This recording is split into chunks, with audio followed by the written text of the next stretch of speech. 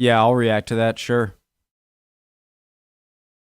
Hey guys, what's up? Hope you're doing well. What if Napoleon? What if Napoleon what? Doesn't matter, I'm already sold. Preemptive like, let's learn. Armchair historian, let's go. In 1805, Napoleon Bonaparte had a bold idea to conquer the British before they could interfere with his plans for the continent. On the northern coast of France, at Boulogne, he gathered nearly 150,000 men and 7,000 horses for an invasion of Great Britain. Thousands of specially built flat-bottom barges were assembled in the harbor, ready to carry French troops across the channel. His admirals hated the design and warned they would sink in the rough seas.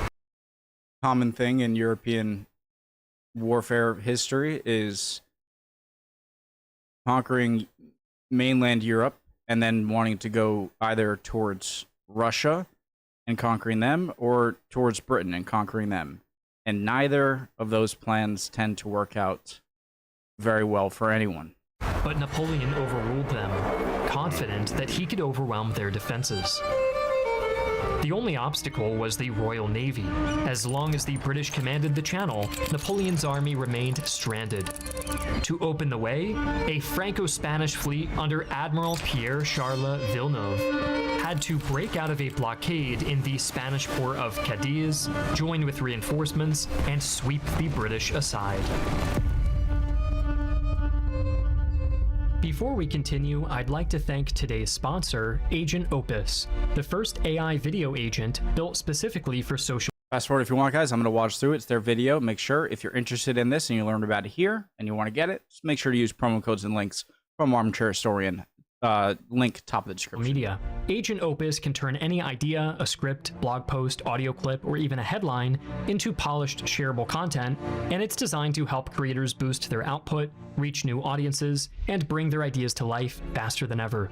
Just describe what you want to cover, the tone or style you're aiming for, and include any background details like your topic, audience, or key creative notes.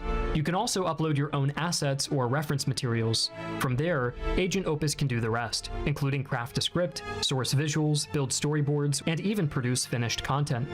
Right now, Agent Opus is in beta with a full public launch on December 1st. To celebrate, they're hosting a Human vs. AI live event on December 2nd, where two professional editors will go head-to-head against two creators using Agent Opus. Each team will have 60 minutes to produce a complete video using the same parameters. Whether the humans or AI come out on top, one thing is certain: Agent Opus isn't replacing human creativity, it enhances it and helps it shine. To learn more about Agent Opus, the Human vs. AI Challenge, or to sign up when it launches, click on the link in the description below. The upcoming confrontation off Cape Trafalgar would come to be one of France's greatest naval defeats, ending hopes of an invasion across the Channel. But what if the battle had gone the other way? I'd say that the outcome of the Battle of Trafalgar sealed France's fate of not being able to conquer Britain. But if Britain lost, that wouldn't have necessarily meant that it sealed their fate, right? Would people agree with that? La perfide Albion. Privately, Napoleon was unsure about the invasion, but rather than confusing the Admiralty by changing orders and revising new plans, he stuck to his guns. Instead of scattering his fleets across the Atlantic, Napoleon made sure they were coordinated against the main British threat. In Cadiz, Villeneuve broke free of the blockade before the British were able to starve him into submission. Admiral Horatio Nelson was able to confront the combined Franco-Spanish fleet off Cape Trafalgar. The British columns attempted to break up Villeneuve's formation and finish off the broken sections one by one, but Villeneuve had prepared for this tactic. Instead of barraging into a disorganized battle line, the British were instead met by superior numbers and a disciplined wall of broadsides that tore into their columns. Despite better training and drilling, the Royal Navy's gamble was too much to pull off. The HMS Victory was left battered, while Admiral Nelson himself was struck down, leaving Admiral Cuthbert Collingwood to order a withdrawal of his remaining ships from the battle. As the Royal Navy was left bloodied and scattered, Villeneuve was able to carry enough ships north to secure the channel. Napoleon seized the moment. At Boulogne, the beating of drums signaled the Armée d'Angleterre to begin loading onto the barges. However, the abominable weather, which had been plaguing the channel for months, had not let up. Only a year earlier, Napoleon had personally ordered a naval exercise in stormy conditions against the pleas of his admirals. The result was disastrous. More than 20 gun sloops were flung ashore, and over 2,000 men drowned as waves tore their vessels apart. Every man at Boulogne knew the sea could be a deadlier enemy than the British. Still, the Emperor was determined to cross the channel, ordering over 2,000 vessels to ferry men, horses, and cannon across the narrow sea. The channel was rough, as more than a dozen vessels were lost due to waves and harassment from British ships, desperate to defend their waters. But with the French fleet holding the line, the bulk of the French army eventually landed. Veterans who had marched in Egypt and Italy now set foot on English soil. Britain's defenders were thinly stretched, with 116,000 regular troops spread across the whole country. The other home guards consisted of militiamen, volunteers, and temporary garrison troops known as the Fencibles. Courageous though they were, they could not match the professionalism of France's battle-hardened army. More importantly, these forces were scattered across the country and weren't concentrated against the French landings, where a beachhead was secured on the coast of Kent. Supply lines were soon established, and French columns pushed inland. Panic spread throughout London at the news of their approach. To preserve the capital and avoid destruction from French reprisals, British ministers sued for peace. By early 1806, Britain accepted a humiliating treaty. France would dominate the continent as the invasion army would withdraw to deal with the Austrians and Russians, while Britain was forced to recognize Napoleon's new European order. The consequences were immense. Britain had been the bank and backbone of every coalition. Now, its subsidies dried up, leaving Austria and Russia unable to rebuild for another round. Prussia held back, wary of facing France alone. Crucially, Yeah, so the hard part would be in the very early days after the surrender of Britain surrendering, of knowing how many people to secure Britain and then also ward off any possible Prussian and Austrian offenses while France is occupied with putting down Britain and securing them, right? Because if you take too many people off, then Britain might just get control over its own country again, and now you have less people on mainland Europe. Facing France alone. Crucially, Napoleon had no need for the continental system, since a blockade of Britain was now unnecessary. That single change spared Europe the ruinous campaigns in Spain and Russia.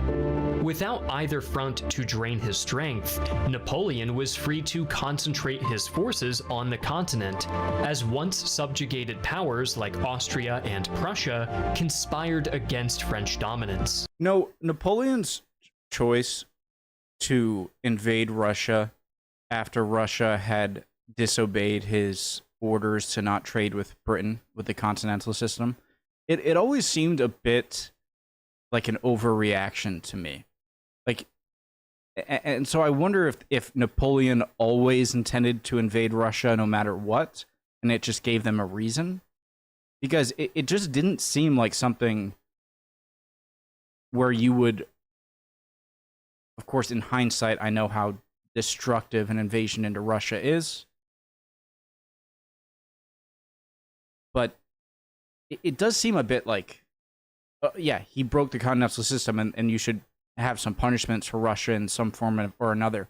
But just saying, like, okay, just full on go with it, invade Russia, it seems like that's a bit of an overreaction, you know? And a stupid reaction, but again, hindsight. For Britain, it would take many years before they could rise up to challenge the continent once again. Scenario B, General Hiver? After the historical defeat at Trafalgar in 1805, Napoleon abandoned hopes of invading Britain.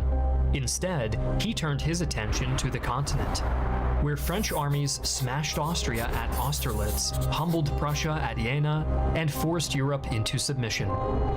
By 1807, France and Russia were the only dominant powers left on the continent, but Britain remained defiant. Its navy ruled the seas, and its gold financed new coalitions. Unable to invade, Napoleon sought to strangle Britain with the continental system, closing Europe's ports to British trade. The policy weakened allies more than it hurt Britain, breeding resentment. Russia, whose economy depended heavily on overseas commerce, suffered most of all. By 1810, Tsar Alexander I had reopened his ports to British merchants. The Franco-Russian alliance collapsed. Napoleon saw betrayal. If Russia defied him, others might follow. To reassert his authority, he gathered the Grande Armée, the largest force Europe had ever seen, and prepared to march east. Over 1812, more than 500,000 men crossed the Niemen River into Russia, determined to force Tsar Alexander back into an alliance. Yet this is the problem I have with both Germany in World War II and France in the Napoleonic Wars is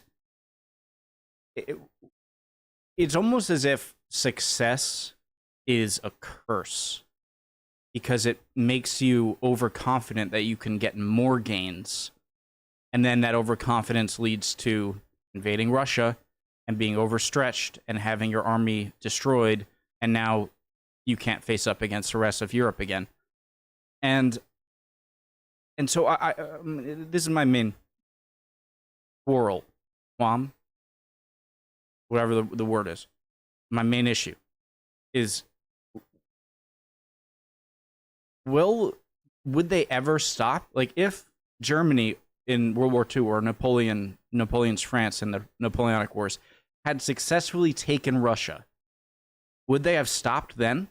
Or would they be like, hey, let's go further east or south or southeast or just whatever, you know? And it seems like, from my point of view, hindsight, it's easy for me to say that either Germany or France, Germany, World War II, France, Napoleonic Wars, if you would have just consolidated mainland Europe outside of Russia into your own power and then just stayed reinforced and dared them to come in, then you probably would have fared much better. Again, it's hindsight. I know it. I know that. But it's a strange phenomenon. Like the parallels between Germany and World War II's war goals and France and Napoleonic Wars war goals. The campaign was less a clash of armies than a struggle against distance itself. Russia's vastness swallowed Napoleon's columns. Roads were poor, villages sparse, and the countryside stripped bare ahead of him. The Grande Armée was accustomed to feeding itself off of conquered land, but found little to eat as they marched further into the Russian interior.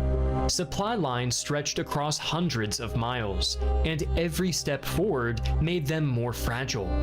Historically, the reckless advance into Russia and burning of Moscow destroyed the Grande Armée.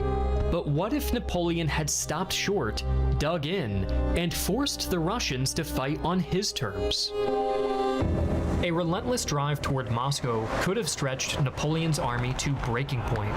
Well aware of King Charles XII and his doomed expedition, Napoleon decided instead to halt his advance at the newly captured city of Smolensk. Or maybe just go for St. Petersburg, or whatever it was called at the time. Because that would be the major trading hub for Russia, right? Maybe. which had longed to halt his advance at the newly captured city of Smolensk, which had long served as a fortress on Russia's western frontier. French logistics took advantage of the summer conditions to prepare for the coming winter, strengthening the city's medieval walls, stocking magazines, and supplying depots through convoys coming back over the Niemen. With the Russians wary of a direct confrontation, Napoleon was uncharacteristically content with digging in over the winter. For the Russian commander, Mikhail Kutuzov, this was a major problem. Instead of chasing Barclay de Tolly's forces through a scorched desert, the Grande Armée had entrenched itself, forcing Barclay to abandon his Fabian strategy. Since he could no longer lure Napoleon deeper into the interior, Kutuzov, Barclay, and the other generals faced the unnerving reality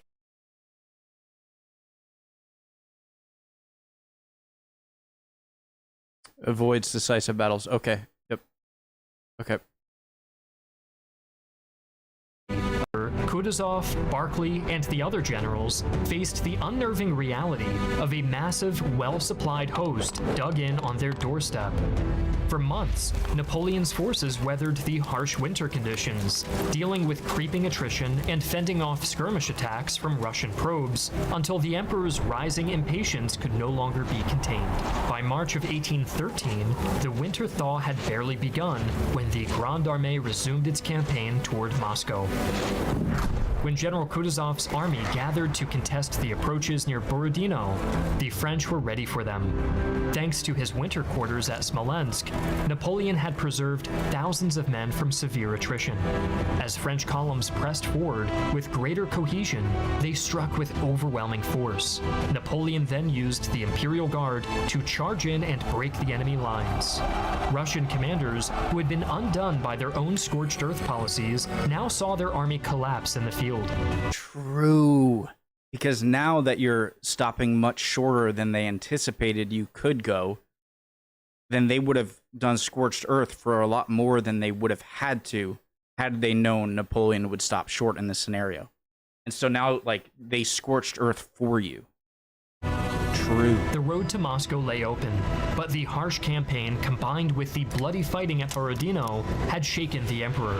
Rather than risk getting trapped in the capital, Napoleon chose to consolidate his strength, withdrawing to his well-supplied bastions around Smolensk, while the Russians dealt with the consequences of their scorched earth. With his main force shattered and a French army entrenched to the west, Tsar Alexander sought terms. A treaty signed at Smolensk ended the campaign, reducing Russia to neutrality, if not outright submission, while the French army stood undefeated.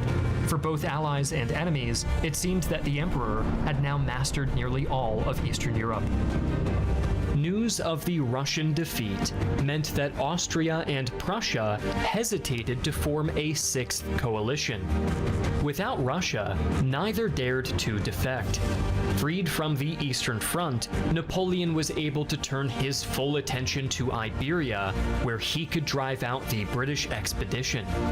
With Spain under his control, a stronger French presence could focus on suppressing the Spanish guerrillas that remained.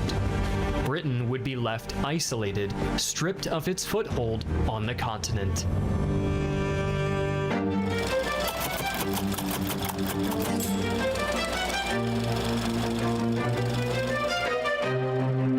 Historically, the catastrophe in Russia in 1812 shattered Napoleon's Grande Armée. It went from the most formidable army in Europe to a mere shell, hollowed out by hunger, disease, and cold.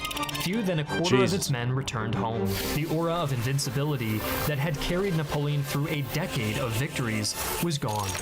Across Europe, his enemies sensed weakness. Prussia rose in revolt. Austria abandoned neutrality, and with Russia and Britain, they formed the Sixth Coalition. By 1813, vast Allied armies pressed into Germany, determined to break French dominance. Napoleon rallied fresh conscripts and fought brilliantly, winning battles at Lutzen, Bautzen, and Dresden. Yet the strain on his empire was immense, and his German allies wavered. Bavaria and Württemberg feared invasion, while Saxony was already being pilfered by the Grande Armée. Many of the princes, uplifted in 1806 through Napoleon's Confederation of the Rhine, now wondered if survival meant abandoning him. In reality, those doubts proved fatal. One by one, Napoleon's German allies slipped away, and at Leipzig, their betrayal sealed his fate. But what if instead of defecting, the Confederation of the Rhine stood firm? The Emperor's humiliation in Russia left his allies in the Confederation more doubtful of French power. But rather than take his usual heavy-handed approach, Napoleon instead listened to the counsel of his advisors, who all stressed the need to reassure the Germans. First, Bavaria was promised Austrian Tyrol alongside pledges of French protection on its frontier. Württemberg, exhausted from its contributions in Russia, would be granted rights over its Swabian neighbors and respite from French requisitions. Saxony was shielded from the worst depredations of Napoleon's army. This is maybe the least likely so far scenario, because maybe I'm gonna sound really stupid, but I'm gonna say it anyway. I feel like this is something that would require a lot of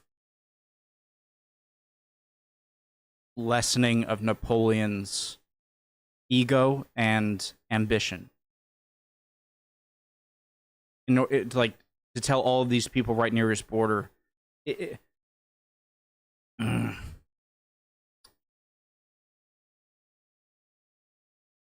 I know that conflicts are difficult a lot of the time because of personalities of leaders. And in just like a scenario where we can do alternate history and be like, he could do this, he could do this. That's the nature of all alternate history videos, and I still love them. Obviously, they're brilliant, and they make you think about what could have happened and give you more consideration to the actual timeline too. But stuff like this, where it's like all of these little micromanaging, I feel like Napoleon would never do this. You know, but what do I know? While King Frederick Augustus was promised a free hand in Poland, as well as greater autonomy within the Confederation, Napoleon made it clear that a French-led Confederation of the Rhine was not only the best safeguard of their independence against Austria or Prussian domination, but a chance to secure land, power, and greater security. By October 1813, the Sixth Coalition... So what if he just consolidated, is what they're saying, and, you know, Napoleon destroyed a lot of long-lasting things here, like the Holy Roman Empire, which I know wasn't... Yeah, it's not a empire. I know the saying. And then you kind of... You freed the Polish from a lot of Austrian and Russian control, right? And so maybe you could be like, hey, Germans, hey, Polish, let's build you up to a certain extent, and then you can keep this area. Poland can hold off Russia, France and Poland can hold off Austria, and then you can make this grand alliance where you don't have full control over these areas that you might have had, but you're more protected. Definitely makes sense, but it seems far-fetched, you know, even for alternate history. By October 1813, the Sixth Coalition had massed 3 great armies around Napoleon in Germany. From the south came the army of Bohemia under the Prince of Schwarzenberg. To the north advanced Field Marshal Gebert Leberecht von Blücher's army of Silesia, and from the northeast moved the army of the north under Crown Prince Bernadotte of Sweden. Their plan was simple: converge on Leipzig and crush France from 3 directions, counting on Napoleon's German satellites to crack under pressure. On October 16th, more than 257,000 men from Russia, Austria, Prussia, and Sweden faced off against the Grande Armée, fielding barely half that number. However, the French lines held firm thanks to the presence of German allies of the Confederation of the Rhine.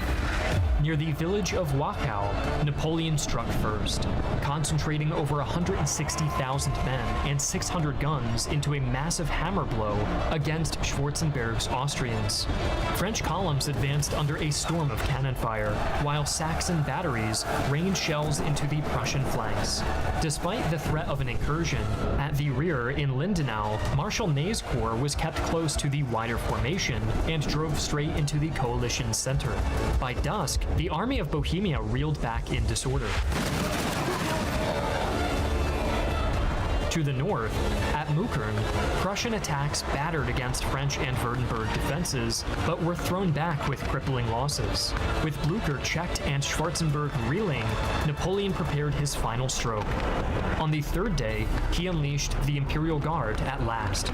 Their bayonets tore into the exhausted Allied lines, and the coalition host, meant to crush him by sheer weight, dissolved into a rout. The Great Battle of Nations had become Napoleon's greatest triumph on German soil. The consequences were immediate. Austria was left humiliated and immediately sought peace. Prussia was bled white and returned to submission at the cost of several punishing treaties. Russia found its strength completely spent and could not carry the war alone. Britain remained defiant in Iberia and at sea, but it was also isolated, with no continental allies left to subsidize. Thanks to their loyalty, the Confederation of the Rhine emerged stronger than before. Napoleon now held the keys to Europe once more. With the Sixth Coalition eliminated, the Emperor could turn his attention to the Iberian Peninsula, using his German allies to bolster the weakened Grande Armée and purge the bleeding ulcer once and for all. Wellington's army was forced back into Portugal, and Spain fell under tighter French control. Guerrilla resistance lingered, but could no longer threaten the survival of the empire. By 1815, Napoleon's dynasty seemed secure. His brothers and marshals sat on thrones from Madrid to Naples, from the Rhine to Warsaw. The empire's borders were quiet, its legitimacy unquestioned. The field of Leipzig, which could have easily been the tomb of French power, became the site of Napoleon's resurgence as the master of Europe.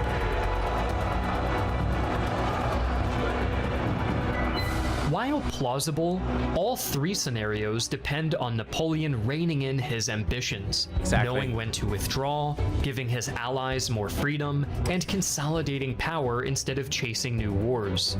But Napoleon's rule was built on military glory, and both his finances and reputation relied on constant victories. Even with Trafalgar won, Russia beaten, or Leipzig reversed, France would gain time, not certainty. Lasting peace needed compromise, and Napoleon never stopped pushing. In the end, the empire might have lasted longer, but whether it could have truly come out as the victor remains to be seen. It's a great video. And victor for how long? And so a main thing that I want to close on. It's a great video. Built on military glory, and both his finances and Napoleon's rule was built on consolidating power instead to withdraw. Scenarios depend on Napoleon reining in his ambitions. Right there. Napoleon, special individual, obviously, in history. And I don't think it's a stretch to think that in his eyes, he's got a good 20 years max. 15 years, 20 years. And there's no guarantee that when he's gone, people age and they become too feeble to rule and then die, and then it's off to someone else. And so in his mind, I'm sure, and I'm not sure it's a crazy thing to think, but in his mind, it's like, I need to win fast and consolidate as much power as I can while I still can. Because there is, not only is there no guarantee, there's almost certainty of unguaranteed that France will continue as they did when you're gone, you know? And so to him, it's like the waiting game isn't really a feasible option, because while he's still strong and pretty youthful, he needs to consolidate stuff. And so I understand that asking him to be like, just hold back a bit and maybe you'll win, or questioning that, or giving these people some more power and they can help you. To him, that's essentially probably just giving up. Because if he is going to change France and Europe for good, not that anything lasts forever, that he needs to quickly subdue everyone and as much as he possibly can, and then have enough time to consolidate power and set up people in certain areas that he knows will keep this power even when he dies. And that is the hardest obstacle of all, is humans don't live for that long. Or I guess on an animal scale, I guess we do. But you know what I mean? And so I'm sure in his mind, going the more cautious approach is sort of like just giving up. You know what I mean? That makes sense? It's a great video, as always, from Armchair Historian. Hope everyone's doing well. Would appreciate any comments down below. Did I say anything you disagree with? Call me out, answering any of my questions. You guys are always awesome. I hope to see you next time. We'll keep on learning together. Bye, guys.